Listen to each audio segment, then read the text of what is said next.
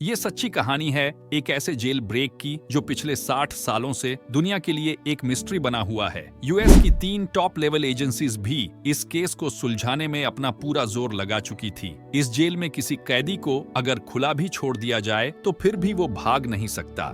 लेकिन सबसे हैरानी की बात तो ये थी कि अगले 10 घंटों तक जेल अथॉरिटीज को 3 कैदियों के भागने की जरा भी भनक नहीं पड़ी थी। इस मिस्ट्री में आगे बढ़ने से पहले इस चैनल को सब्सक्राइब और इस वीडियो को लाइक जरूर करें।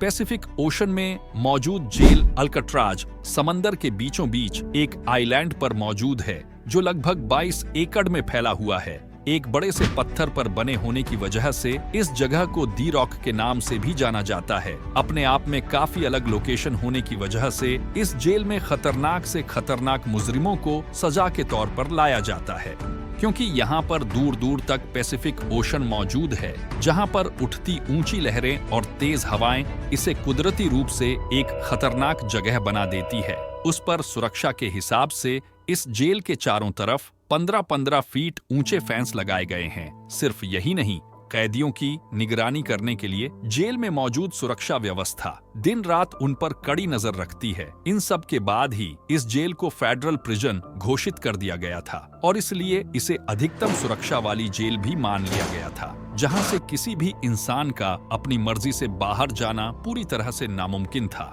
लेकिन अब तक काफी सेफ और इनएस्केपेबल मानी जाने वाली अल्काट्राज की सुरक्षा में उस दिन सेंध लग गई जब यहाँ से 3 खतरनाक मुजरिम भागने में कामयाब हो गए। असल में 12 जुलाई 1962 में अल्काट्राज में एक ऐसी घटना घटी जिसके होने के 10 घंटे बाद तक जेल की सुरक्षा व्यवस्था वहाँ से भागने वाले कैदियों के बारे में पूरी तरह से अनजान थी।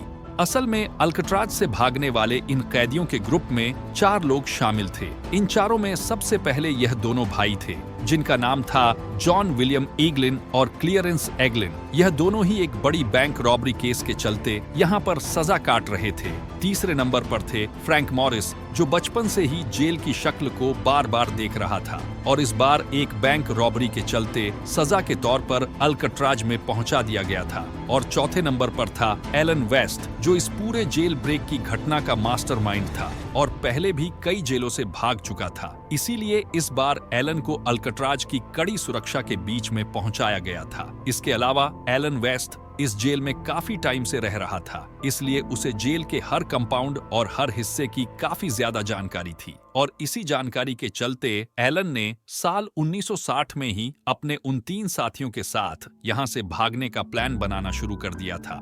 और इस प्लान के हिसाब से एलन ने बड़ी ही होशियारी दिखाते हुए जेल के ब्लॉक बी में एक लूप होल खोज लिया था, जहां से ये चारों ही किसी हद तक अपने भागने के प्लान में कामयाब हो सकते थे। लेकिन यहाँ सबसे बड़ी दिक्कत ये थी कि इन चारों में से किसी का भी सेल ब्लॉक बी में मौजूद नहीं था, बल्कि यह चारों केवल लंच ब्रेक और किसी दूसरी एक्टिविटी के दौरान ही कुछ वक्त के लिए ही मिल पाते थे। लेकिन यह चारों ही इस फिराक में रहते थे कि इन्हें किसी तरह से ब्लॉक बी में शिफ्ट कर दिया जाए और उनकी खुशकिस्मती से ऐसा हो भी गया। यह चारों ही ब्लॉक बी में शिफ्ट कर दिए गए और वो भी एक दूसरे के साथ वाले सेल्स में। इसके बाद आने वाले 2 सालों तक ये चारों अपने ही सेल्स अपने भागने की तैयारी को धीरे धीरे अंजाम देते रहे और हैरानी वाली बात यह थी कि उनके द्वारा अंजाम दिए जाने वाली इस तैयारी की जेल की सुरक्षा व्यवस्था को जरा भी भनक नहीं लगी। आखिरकार 12 जुलाई 1962 की सुबह 7 बजे रूटीन के हिसाब से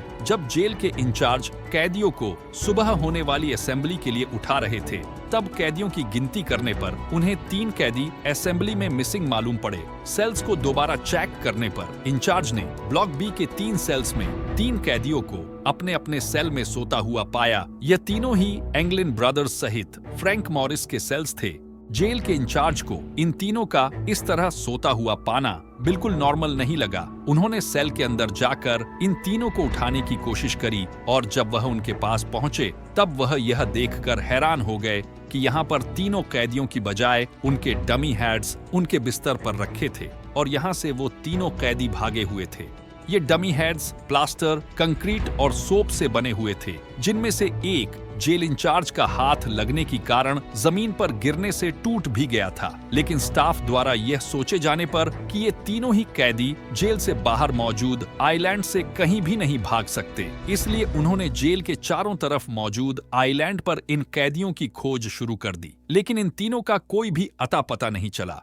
वहीं जेल स्टाफ हैरान था कि इतनी कड़ी सिक्योरिटी के बावजूद भी जेल से 3 कैदी आखिर गए तो कहां गए। फौरन ही जेल में FBI और इन्वेस्टिगेशन टीम को बुलवाया गया, जिन्होंने तीनों ही सेल्स की जांच करने पर पाया कि यह तीनों ही कैदी अपने सेल में मौजूद एक छोटे वेंटिलेटर को तोड़कर बाहर भागे थे। मगर दीवार की पिछली तरफ जाने पर इन्वेस्टिगेशन टीम फिर से चौंक गई, क्योंकि वहां पर 3 की बजाय 4 वेंटिलेटर को तोड़ा हुआ था और यह चौथा वेंटिलेटर एलन वेस्ट के सेल का था और इसका प्लान भी इन तीनों के साथ जेल से भागने का था। लेकिन किसी खास वजह से वह अपने वेंटिलेटर से बाहर निकलने में नाकामयाब रहा था। अब जब सब कुछ इन्वेस्टिगेटर ऑफिसर्स के सामने था, तब एलन वेस्ट ने उन्हें सब कुछ साफ साफ बता देने में ही अपनी भलाई समझी।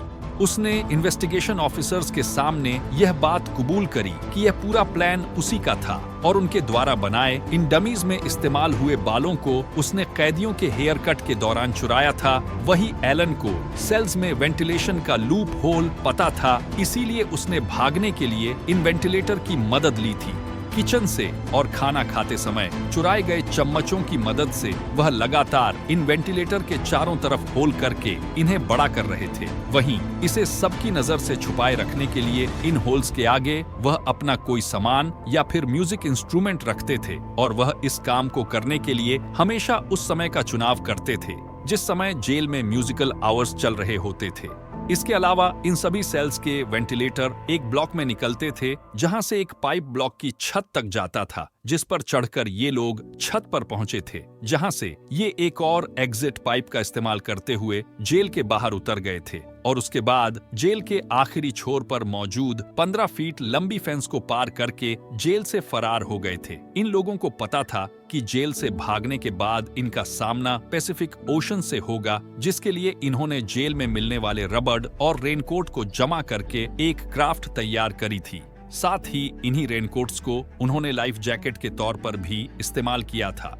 FBI के सामने अब एक सवाल खड़ा था कि भागने वाले 3 कैदी इस समय कहां हैं? अगर वे लोग एलन द्वारा बताई गई पूरी कहानी पर यकीन कर ले, तो इन तीनों को अल्कट्राज के समंदर से बाहर निकलकर पास ही मौजूद एंजल आइलैंड पर उतरना था, जहां से इन्हें मेनलैंड के लिए जाना था। वहां से एक गाड़ी और कुछ कपड़े चुराकर इन्हें फरार हो जाना था। एलन के बताए प्लान के हिसाब से इन्वेस्टिगेशन टीम्स ने आसपास के सभी मेनलैंड्स पर सर्च किया, लेकिन कहीं से भी किसी तरह की चोरी या किसी और वारदात की कोई भी रिपोर्ट नहीं मिली। ऐसे में FBI और इन्वेस्टिगेशन टीम को उन तीनों ही कैदियों के बारे में कोई भी सुराग नहीं मिला।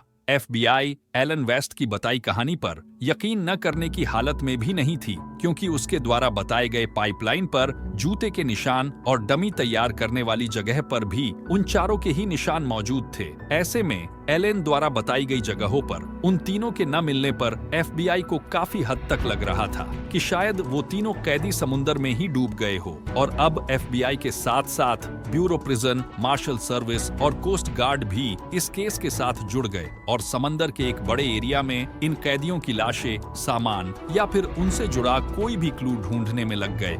लेकिन इन सभी में से किसी को भी कोई भी लाइफ जैकेट, राफ्ट या फिर इन कैदियों से जुड़ी हुई कोई भी चीज कहीं भी नहीं मिली। लेकिन 4 दिन बाद कोस्ट गार्ड को लकड़ी का एक पैडल और रबड़ से बने हुए 2 बैग्स मिले, जिनमें इन्हीं कैदियों की कुछ पर्सनल चीज और फैमिली फोटोग्राफ्स मौजूद थी। ऐसे में इन्वेस्टिगेशन टीम का मानना था कि यकीनन तीनों ही कैदी समंदर में डूबकर मर गए होंगे, क्योंकि कोई भी अपना इस तरह का पर्सनल सामान यूं ही छोड़कर नहीं भागता। इसके बाद FBI द्वारा एगलन ब्रदर की फैमिली पर नजरबंदी करी जाने लगी। एगलन ब्रदर्स के एक भतीजे ने FBI को बताया कि एगलन ब्रदर्स के बड़े भाई ने मरने से पहले अपने परिवार वालों से कहा था कि उनके दोनों भाई सुरक्षित हैं इसके अलावा और फैमिली मेंबर्स ने भी यही बताया कि उनकी फैमिली में अच्छे और बुरे मौकों पर अक्सर ही दो अजीब हुलिये वाली औरतों को देखा गया था। इसके बाद इन दोनों एगलन ब्रदर को उनके ही एक रिश्तेदार ने उन्हें ब्राजील के एक पब में देखा और उसने उनकी फोटो भी कैप्चर करी, लेकिन FBI का मानना था कि ये दोनों लोग एगलन ब्रदर्स नहीं हो सकते क्योंकि इनकी उम्र में और फोटो में दिखाई दिए जाने वाले लोगों की उम्र में काफी अंतर था। इस घटना के बाद इन दोनों ही कैदियों का कुछ भी पता नहीं चला। हारकर 1979 में FBI द्वारा इस केस को क्लोज कर दिया गया, जबकि US मार्शल सर्विस में अभी तक यह केस ओपन है और तब तक रहेगा जब तक जेल से भागे उन कैदियों की उम्र 99 तक नहीं पहुंच जाती या फिर उनकी डेड बॉडी कहीं से बरामद नहीं हो जाती। इस घटना के 1 साल बाद अल्कट्राज जेल को भी बंद कर दिया गया। साथ ही आज यह पूरा का पूरा आइलैंड एक पार्क में तब्दील किया जा चुका है। फिलहाल उम्मीद करते हैं कि आज की हमारी वीडियो आपको पसंद आई होगी। ऐसे ही और मिस्टीरियस वीडियोस के लिए आप हमारा चैनल सब्सक्राइब कीजिए। वीडियो को लाइक और शेयर करना ना भूलिएगा। मिलते हैं आपसे नई वीडियो में